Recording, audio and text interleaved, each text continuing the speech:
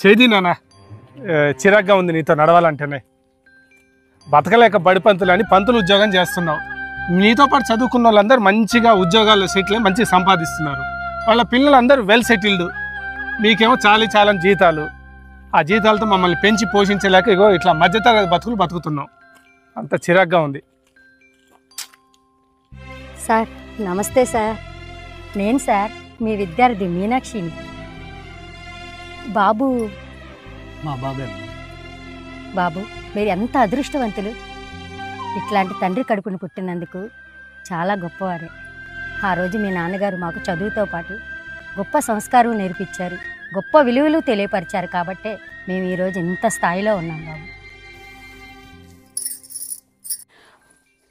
మాధవరావు గారండి, నమస్కారం సార్. మీరు అప్పుడు మీ స్కూల్ టైం అయిపోయిన తర్వాత మా బాబుకి లెక్కల ట్యూషన్ చెప్పారు సార్.